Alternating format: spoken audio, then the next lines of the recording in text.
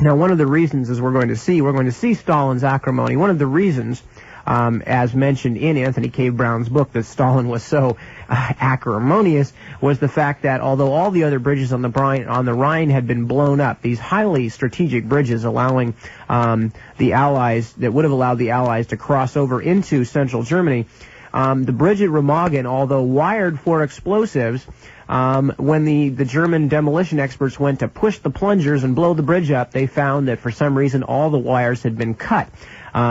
Everybody was told later on that it had been by flying shrapnel. Of course, the odds against all the wires being cut by flying shrapnel, I don't know quite what they'd be.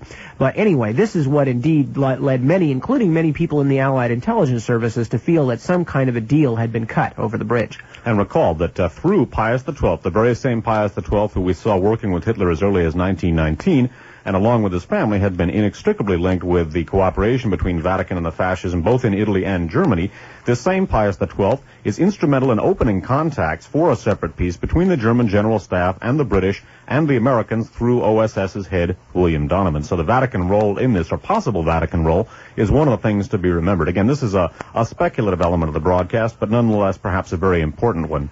Continuing now with the last hero. In the course of an acrid correspondence among FDR, Stalin, and Churchill, dealing with allegations that the Western powers were secretly negotiating a German surrender that would permit the Wehrmacht to continue operations against the Red Army, Stalin wrote to FDR on April 5, 1945. You affirm that so far no negotiations have been entered into. Apparently you are not fully informed. As regards my military colleagues, they, on the basis of information in their possession, are sure that negotiations did take place and that they ended in an agreement with the Germans whereby the German commander on the Western Front is to open the front to the Anglo-American troops and let them move east, while the British and Americans have promised in exchange to ease the armistice terms for the Germans. Stalin then made a statement that was not correct but was fairly close to the truth. Quote, and so what we have at the moment is that the Germans on the Western Front have in fact ceased the war against Britain and America, at the same time that they continue the war against Russia, the ally of Britain and the USA, unquote. He concluded threateningly, I think I must repeat that I and my colleagues would never in any circumstances have taken such a hazardous step, for we realize that a momentary advantage, no matter how great, is overshadowed by the fundamental advantage of preserving and promoting trust between allies. Thus, when Roosevelt and Churchill rejected Stalin's accusations, Stalin asserted, it is hard to agree that the absence of German resistance on the Western Front is due solely to the fact that they have been beaten. The Germans have 147 divisions on the Eastern Front. They could safely withdraw from 15 to 20 divisions from the Eastern Front to aid their forces on the Western Front. Yet they have not done so, nor are they doing so. They are fighting desperately against the Russians for Zemlenice, an obscure station in Czechoslovakia, which they need just as much as a dead man needs a poultice, but they surrender without any resistance such important towns in the heart of Germany as Osnabrück, Mannheim, and Kassel.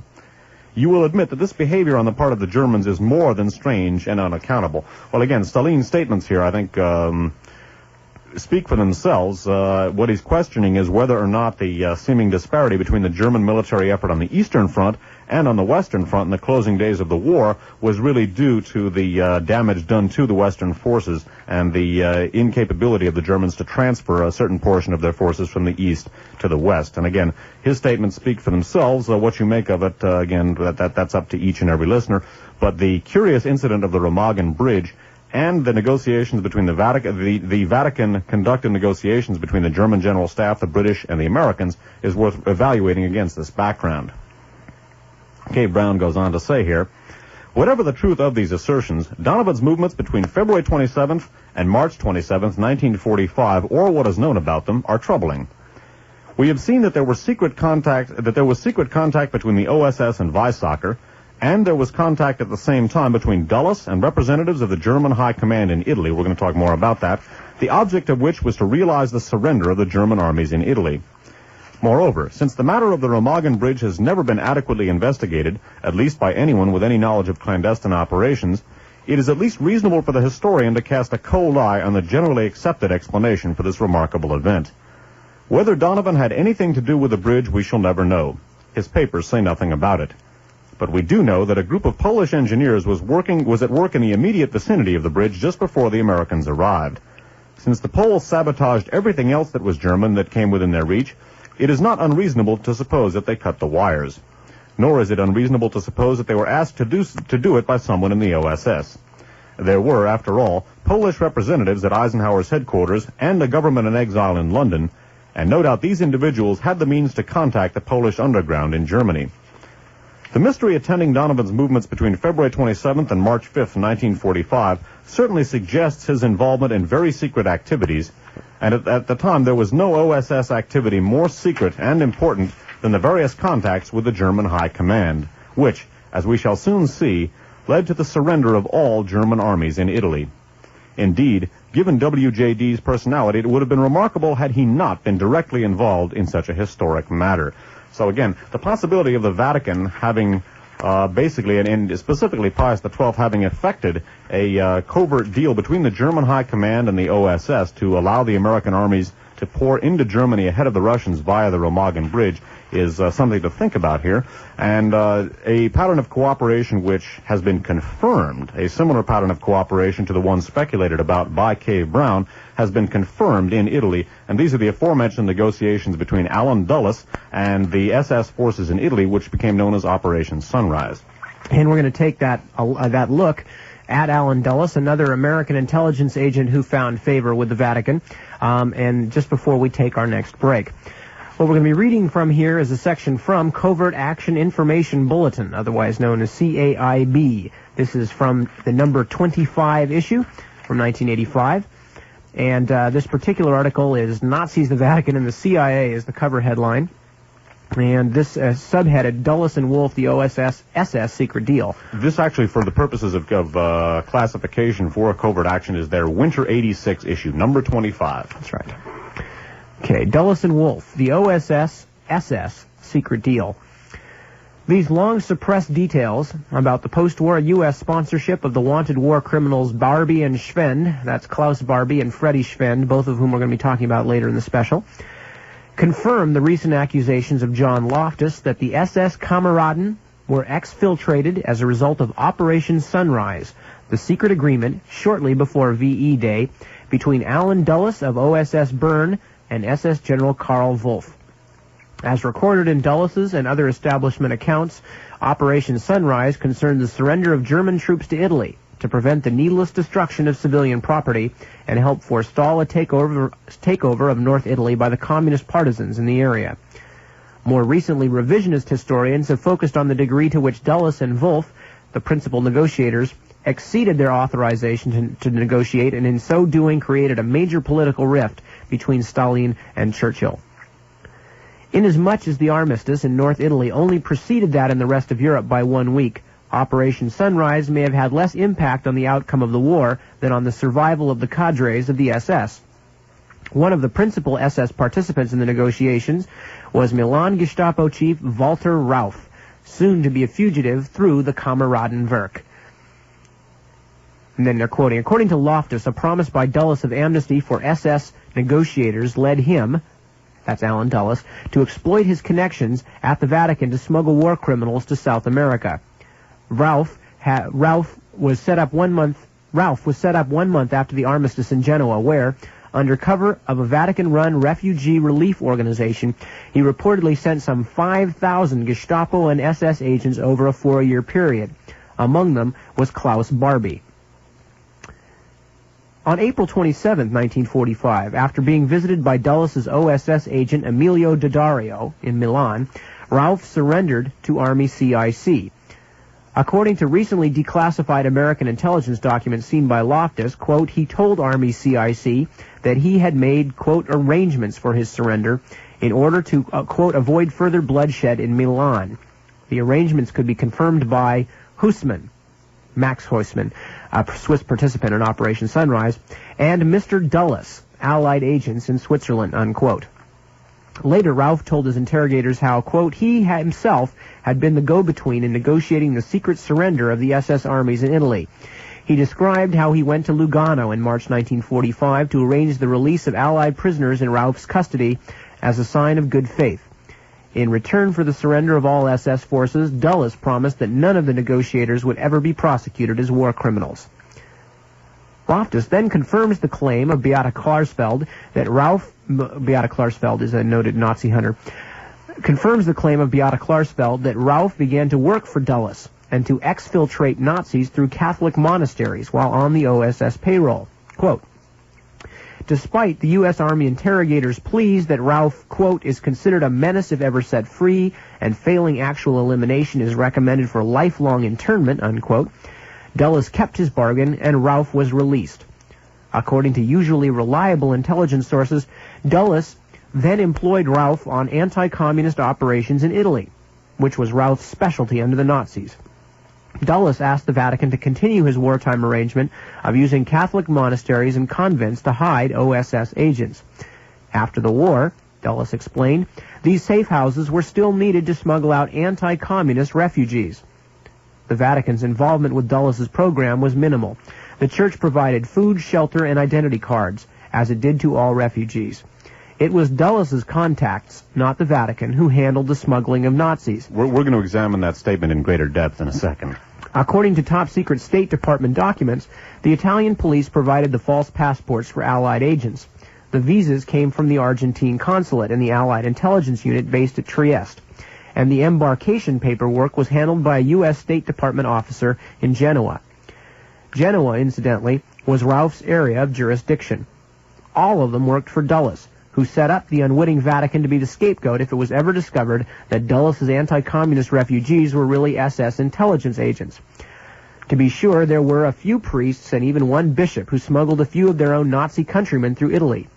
This must allude to the Croatians, the author has written in parentheses, but that was at extremely low levels of the Vatican and was quietly squelched after the exposure in the Italian press in 1948. The higher level connection between the Vatican and Dulles is still classified by the government. Okay, well, again, as Dave said, we're going to examine later on in the broadcast the relative merit of the assertion that it was entirely Dulles and that the Vatican was basically an unwitting dupe of Alan Dulles. But the fact remains, at the very least, that what we're talking about here is a major role being played by the OSS and specifically by Alan Dulles out of his position in Bern to smuggle Nazi war criminals, Nazi SS men, out of Europe using the Vatican safe house network. Now, as to what the Vatican's involvement in is, we're going to look at that later. What we're really going to be doing is looking at the relative roles in an operation permitting the survival of large elements of the fanatical SS organization of the Nazis, many of whom were war criminals of the highest order, a thing which not only permitted many of them to survive, it permitted many of them to go to work for the Gehlen organization and the CIA after the war. Recall that at the end of World War II, Reinhard Gehlen, Hitler's intelligence chief for the Eastern Front, jumped to the CIA with, for all intents and purposes, his entire organization. Later, that organization became the CIA's Department of Russian and Eastern European Affairs, the de facto NATO intelligence organization, and eventually the West German Intelligence Service, which it is to this day. This organization, the Gehlen Org, employed large numbers of Nazi war criminals and former SS and Gestapo veterans, and many of the ones who went to work for it around the world came from this Operation Sunrise. And what we're looking at with Operation Sunrise, the negotiation for the surrender of the SS armies in Italy, and also the resulting establishment of this Vatican so-called rat line out of Italy for the Nazis, we're looking at an operation which really was undertaken in at various stages by three different organizations. One, the SS themselves; another, the Vatican, which we're going to, we feel, establish in spite of the conservative statement made here by Loftus that the Vatican was innocent, and we're going to take a look at some apparent Vatican complicity in the establishment of this very rat line, and we're also, of course, going to take a look at the U.S. intelligence role at greater length. So, what we're going to be looking at during the next portion of our broadcast largely is the establishment of the so-called rat line, the SS exit. What's the word? Exit pathway from Europe, set up largely in cooperation with the Vatican, but as we're going to indicate, it was a cooperative effort begun really, or at least in part, by the SS and continued then by the Vatican and U.S. intelligence in cooperation. Again, as Dave mentioned, that's what we're going to be looking at, and that's coming up in the next hour of Radio Free America. In the interim, broadcasting from Foothill College, this is KFJC, Los Altos Hills, and we'll be back after a short break with more of Radio Free America. Our special archive broadcast here, and first of our special May broadcasts on the Mediterranean merry-go-round, or the events surrounding the shooting of Pope John Paul II. I'm Nip Tuck. I'm in the studios with Dave Emery. We've been here since 7. We're going to be here until 12.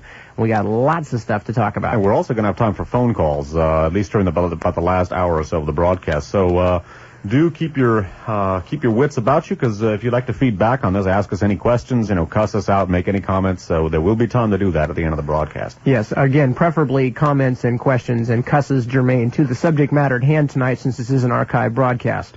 And also one that we've been looking towards for years. We've been trying to get this Pope material on tape, and here during the month of mayhem, we're in a position to do it. And by the way, this is largely sort of our way of thanking our listeners for their very generous contributions to purchase 2 marvelous cassette decks for for the station here, both of which are being used to record the broadcast for DAF Force. So this is, again, by way of a large thank you. Now, we've been reviewing the history of the association between the fascism and Vatican. We'll sum some of that up at the conclusion of the prepared portion of the broadcast. Something we neglected to mention, by the way, in the last article that Nip read you, it was from Covert Action Information Bulletin's issue number 25, the winter of 1986. We neglected to mention, however, the article from which that was taken.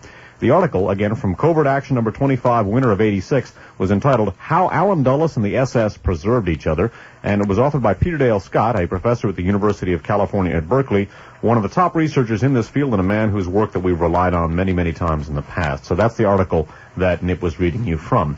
Now, the essence of that article was that Vatican elements, church elements, were used by Allen Dulles and the SS elements fleeing Italy following Operation Sunrise, a negotiated surrender between SS General Karl Wolff and Allen Dulles of the OSS.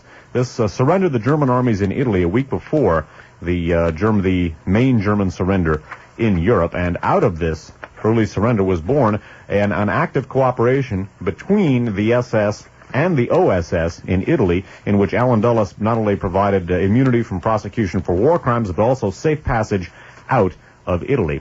Now, in the section of the Peter Dale Scott article that Nip read you, John Loftus, a former Justice Department investigator, said that basically the Vatican was an unwitting dupe in this process. We're going to basically blow that element of that article out of the water, and at the very least, let's be modest. We're going to call it seriously into question. What we're going to be doing during the next section of our broadcast is examining the so-called rat line. Since the arrest and extradition of Klaus Barbie in early 1983, the rat line has come very much into focus. It basically was the Vatican assisted and to a considerable extent sponsored exit pathway for the Nazis out of Europe to places like Latin America. And what we're going to be looking at in the development of the rat line is, among other things, how this operation, which in turn was funded by a counterfeiting operation we're about to talk about, how this operation represented sort of a joint effort and a continuous political operation going from the Third Reich to the Vatican to Western intelligence, specifically U.S. intelligence. In this regard, it's sort of similar to the continuing guerrilla warfare in Eastern Europe we talked about in Radio Free America number 1, in which basically a Third Reich military operation was then continued and sponsored by the fledgling Central Intelligence Agency. The events we're about to discuss are analogous in certain respects. Now, keeping in mind the so-called rat line, the Allen Dulles and OSS-assisted, Vatican-assisted pathway to get Nazis out of Europe and Italy and over to places like Latin America, we're going to be taking a look at how that operation was funded. And the first section we're going to be looking at comes from a book called Aftermath, subtitled Martin Bormann and the Fourth Reich. It's authored by Ladislas Farago, last name Farago, published in hardcover by Simon & Schuster, copyrighted 1974. There's also a softcover edition, same copyright date, published by Avon Press. Now, Farago, by the way, was in charge of operations and planning for the Special Warfare Division of U.S. Naval Intelligence in World War II, later went to work for the CIA. And what he did, basically, was to investigate the post-war Nazi empire in Latin America, and among other things, to track down Martin Bormann. Now, official, I guess you might call it pop history, the same kind of history that maintains that Lee Harvey Oswald killed President Kennedy, has maintained that Martin Bormann died in the ashes of the Third Reich. That is, unfortunately for us, blatant nonsense. Martin Bormann was alive and well, at least as of 1974, and for a considerable time afterward. not only Ladislas Farrago, but a couple of other authors, one of whom we're going to be looking at tonight, have been able to trace and chronicle to a considerable extent the very active post-war Nazi career of Martin Bormann, who was Hitler's designated successor and appears to have basically assumed the leadership of the Nazi Party in exile. And although we're not going to be dealing directly with Bormann tonight, except for one small section, it is worth noting for future reference that Martin Bormann survived the Third Reich and basically was very, very active as the head of the Nazi Party in exile after World War II. And again, Farrago's his credentials as an investigator here, in charge of operations and planning for U.S. Naval Intelligence during the Second World War, and the Special Operations Division of Naval Intelligence, and later a key operative for CIA.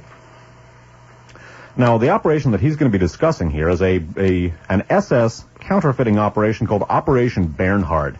And one of the key people connected with this is a man named Friedrich Schwend, last name S-C-H-W-E-N-D. We're going to talk a little bit right now from Farrago about Operation Bernhard and Friedrich Schwend, and Nip is going to fill in a lot more information, and in turn we're going to be connecting this up with the aforementioned Allen Dulles and OSS SS rat line out of Italy. From Aftermath, Farrago writes as follows. At 11:30 p.m. on April 12, 1972, in Santa Clara, a suburb of Lima, the capital of Peru, an army of 150 hand-picked policemen laid siege to a fortress-like compound across the street from a busy Texaco filling station. Behind the thick walls that surrounded the enclave lived Lima's most controversial resident, posing as a humble chicken farmer and insisting that he was doing nothing more sinister than raising poultry in his stronghold. He was, in fact, a 66-year-old German named Friedrich Schwend, a man of mystery, although the most dramatic phase of his checkered career had been exposed in several books. A swaggering SS colonel during World War II, Schwend had been the key man in Operation Bernhard, concealing a fantastic Nazi scheme to counterfeit the notes of the Bank of England and flood the world with the fake currency. The idea was to undermine Britain's economic base in its war effort by destroying the pound sterling in the international marketplace. I would add that was one of the aims. Another aim was to obtain working capital for the Nazis by changing in the counterfeit currency for real currencies and gold and jewelry, which obviously the practical utility of that both during and after the war need not be elaborated on. But Friedrich Schwend, key man in a Nazi counterfeiting operation called Operation Bernhard, one of whose aims was to undermine Britain's currency and weaken their war effort. That was only one of the aims, as we're about to see. Okay, now reading from a book called The Bormann Brotherhood by William Stevenson, S-T-E-V-E-N-S-O-N, not to be confused with William Stevenson, S-T-E-P-H-E-N-S-O-N, author of A Man Called Intrepid. The book is copyright 1973 by Harcourt Brace Jovanovich, Incorporated, of New York. And again, they're talking about Operation Bernhard, as Dave just mentioned. The Nazi forgeries, and again we're talking about the forgery of pounds, British pounds. The Nazi forgeries were the work of prisoners under suspended sentences of death. It was thought for a long time that the sole purpose of manufacturing fantastic sums of British money was to wreck the British economy. If the integrity of British money became questionable in neutral and allied countries in the middle of a war, the results would be catastrophic. Only much later was it evident that the counterfeit money had been exchanged for valid currency by Bormann's agents, working through banks in Spain, Switzerland, and Sweden. The fake notes had been used to finance Nazi Germany's intelligence operations, notably the spy in the British embassy in Turkey, known as Cicero, who sold secret files to the Nazis for 300,000 British pounds sterling, all of them forged. But the sums used to help Germany's war effort were nothing to those misdirected to prepare nest eggs abroad for men on the run. Bernhard Kruger was in 1942 the director of a department of the Central Security Office of the SS that had been faking British currency since 1940.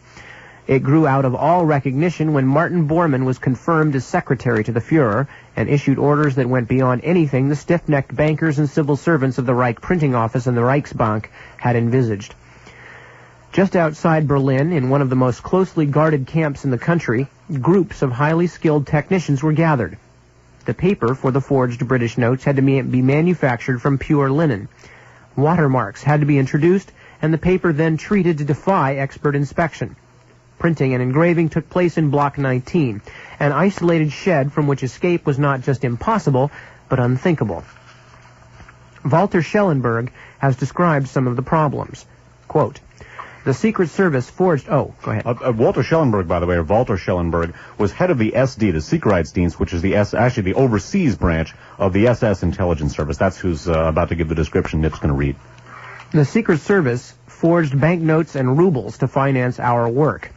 Then it became a much bigger operation. It took 2 years to imitate the so-called grease-proof paper needed for English pound notes. We had 2 large paper mills devoted entirely to that work alone. Engraving was complicated by the fact that 160 identifying marks had to be discovered in each note and then copied by the most skilled engravers. Professors of mathematics worked out a complicated formula by which they could anticipate each new issue of Bank of England notes. This was done so that the registration number on each banknote was always just about 100 to 200 figures ahead of the real notes coming off the presses in London. Schellenberg was instructed to purchase good currency with a proportion of the forged notes. He believed Bormann was putting the notes into categories by testing them in foreign banks. The Grade 1 notes were finally converted into American dollars. In theory, the operation came under Himmler, but he frequently had little to say in these things and was often unaware of details of an operation so vast. Bormann, on the other hand, was expert in handling money and had a cast-iron memory. The chief bookkeeper of the operation was a Czech political prisoner, Oskar Skala.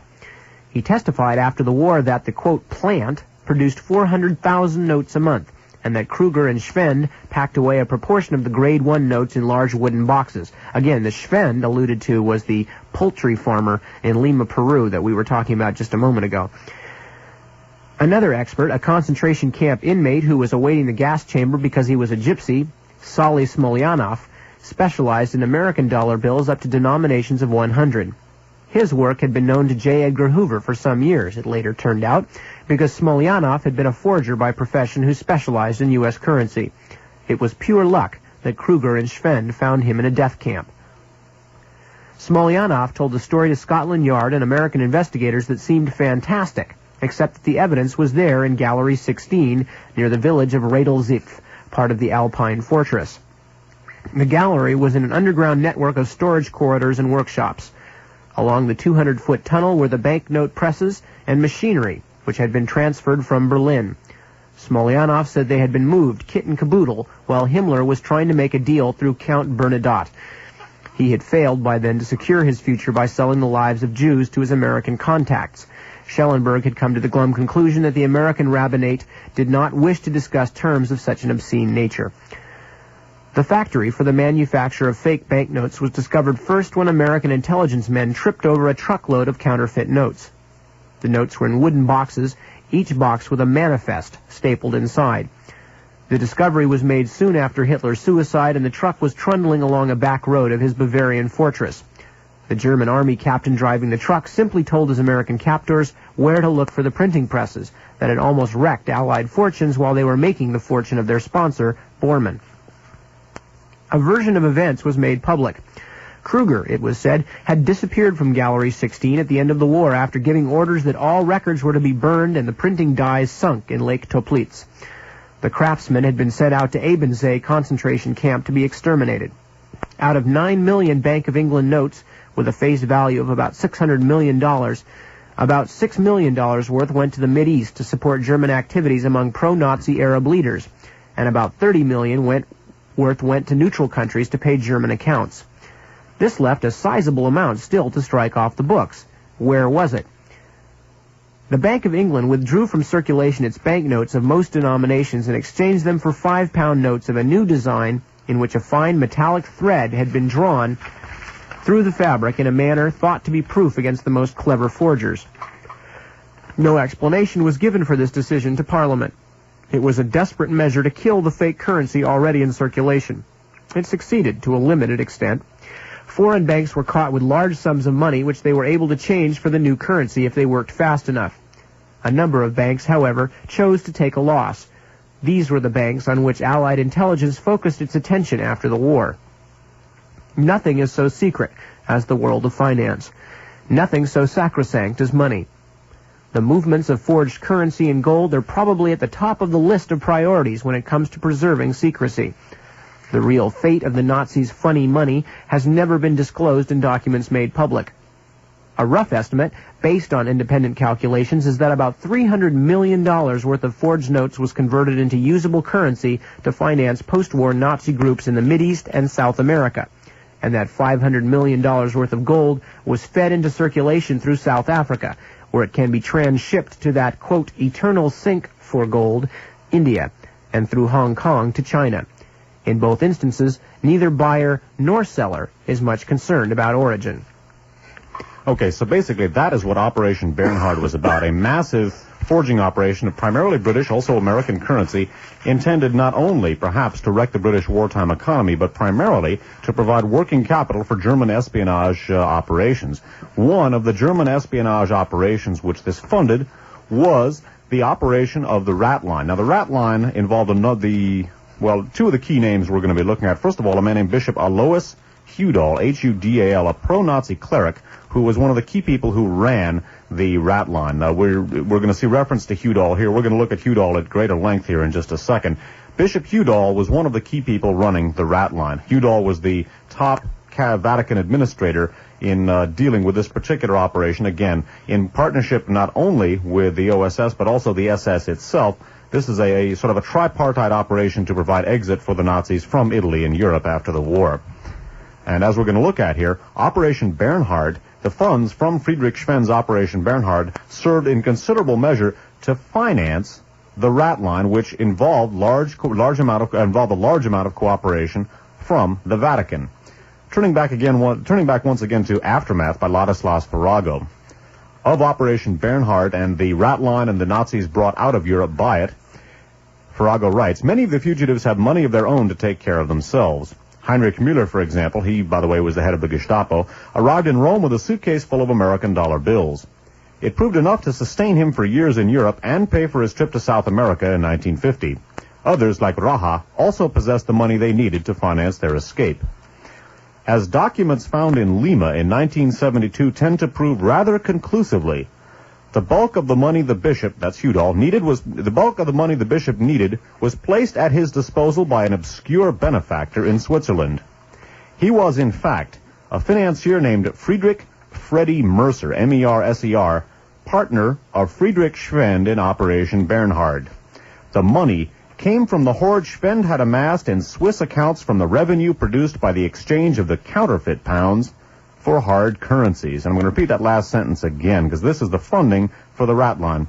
The money came from the hoard Schwenn had amassed in Swiss accounts from the revenue produced by the extension of the counterfeit pounds for hard currencies. Irrespective of what it cost, the rescue work of Bishop Hudal was a vast and enormously complex operation, what with guiding thousands of fugitives through the tight security network that the Allies had thrown over Italy. Hudal's Vatican cover was of enormous help, of course, especially since the Allied authorities in Rome went out of their way to accommodate the Holy See and let nothing disturb their friendly relations with the Pontiff. So again, an operation which is in part a Vatican operation, in part an OSS operation, is financed by an SS counterfeiting operation, and that in turn provides the funding for the exits of many of the key SS people out of Italy and Europe. Okay, now we're going to look at the actual setting up of parts of the Underground Railroad, the Rat Line, whatever you want to call it, and the participation in it of some key figures, one of whom is going to later on wind up as a pope, not Pius XII, who we've already talked about, but a man named Joseph Montini, who is eventually going to become Pope Paul VI. Prior to that, however, we're going to look at the involvement of a man, a bishop, the Most Reverend Alois Hudal, H-U-D-A-L. And Hudal was a German-speaking bishop located, working largely out of the Vatican, but he was himself a German national. And Alois Hudal wound up, during wartime, not only supporting the Nazis, but at the end of wartime and after the war, supporting the Nazis in a much more concrete manner than he ever had during the war, when they were doing pretty well for themselves. Anyway, we're going to read again from... And I just lost the title page here. This is Aftermath. This is still Aftermath. Okay, good. While Father Leiber and other German priests in Rome, among them Monsignor Johannes Schönhofer of Propaganda Fides, Rector Ivo Zeiger of the Collegium Germanicum, and Father Augustine Meyer, a professor at the Benedictine University of San Anselmo, intensified their anti-Nazi activities at the Vatican at great peril to themselves, Bishop Hudal became the spiritual director of a band of pro-Nazi clerics in Rome. He aligned himself with Giovanni Prezioso, a rabidly anti-Semitic former priest who edited La Vita Italiana, a Jew-baiting newspaper patterned on Der Stürmer, and was, quote, in touch with a mystery-shrouded Benedictine monk, Prior Hermann Keller, who showed up in Rome from time to time to spy on the Vatican for the SD, the Sicherheitsdienst, the Nazi secret intelligence service, whose paid undercover agent he was throughout the war. So even during wartime, as mentioned, Hudal's sympathies were already on the side of the Nazis, and he was already allying himself with not only anti-Semitic priests, but in fact people like Hermann Keller, who were actually agents of the SD.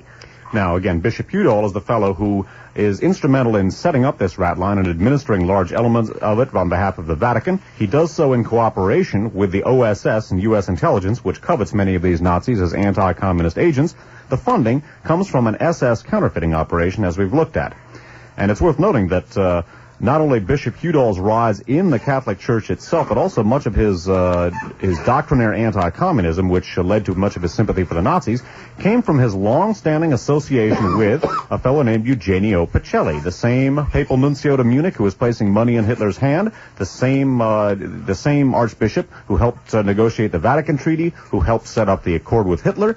The same Eugenio Pacelli, very close to Bishop Udall and instrumental in his rise in Vatican circles.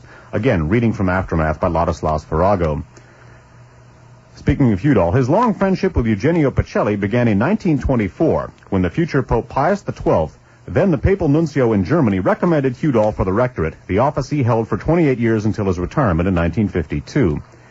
Udall drew from his great friend's unrelenting opposition to atheistic communism, unquote, the inspiration for his own mission. And he was stimulated in his work by Pacelli's predilection for and skill in secret diplomacy. It was in turn the Cardinal, when he was back in Rome as Secretary of State, who obtained for Udall the titular bishopric of Aiella and personally officiated at his consecration. So, again, a connection here between Pacelli and Udall, the main Vatican administrator of the so-called rat line. Okay, so towards the end of the war, as it became obvious that the Third Reich was crumbling, that the Allies were winning, and that in fact, although they had suffered grievous losses, that the Soviets were going to survive World War II. The pro-Nazi elements in the Vatican went into a bit of a fit and became very upset, and decided that they were going to have to do something about what was the oncoming destruction of the Nazi Party and the Nazi structure. And, of course, they had partners in this, namely in people like Martin Bormann, who, as we talked about through Operation Bernhardt, were already preparing large sums of money to enable themselves to fund their way out of Europe. Okay, reading more from Aftermath by Ladislaus Farrago. Bishop Udall thus moved with all his prodigious energy and ingenuity to aid the individual Nazis. These are the ones trying to escape.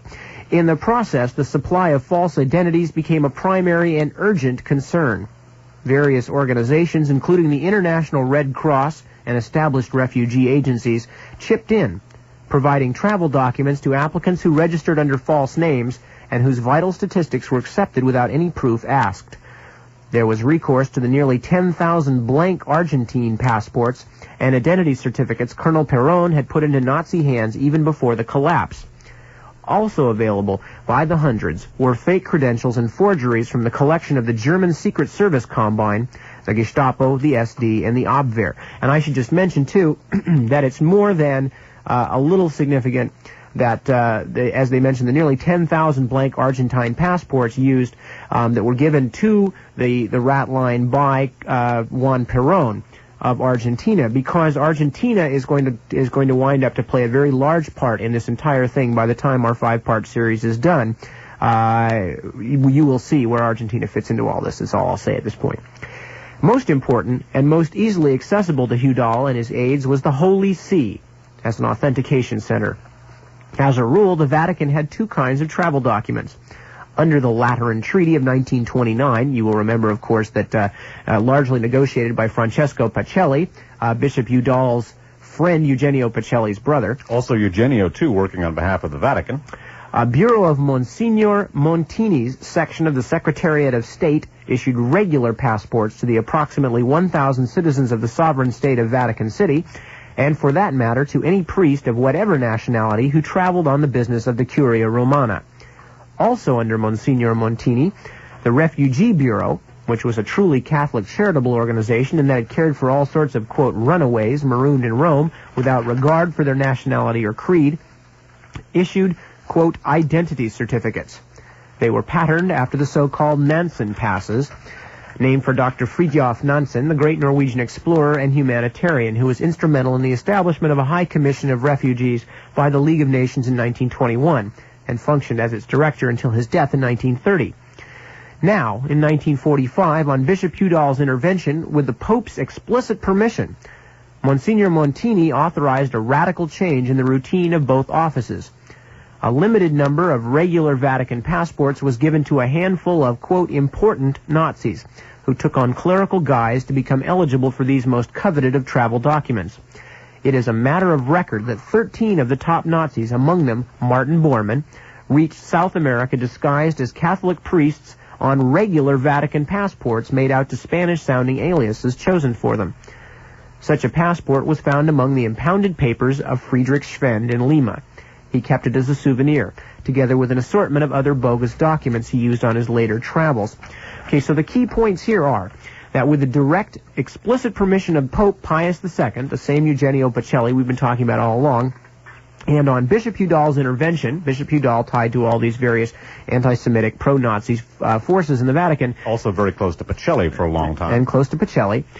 Monsignor Montini, who is Monsignor Joseph Montini, later to become Archbishop and Cardinal, and eventually to become Pope Paul VI, authorized a change that would allow passports to be given to important Nazis like Martin Bormann and Friedrich Schwend, and that they could pass themselves off as priests, thus achieving the highest degree of protection that they could achieve from the Vatican, and then thereby get to South America. And I should just mention, since this is radio, we can't show you that in the photograph section of Ladislas Farago's book, Aftermath, about Martin Bormann, he has photographs of several of the actual passports, including some of the documentation used by Martin Bormann to get into South America.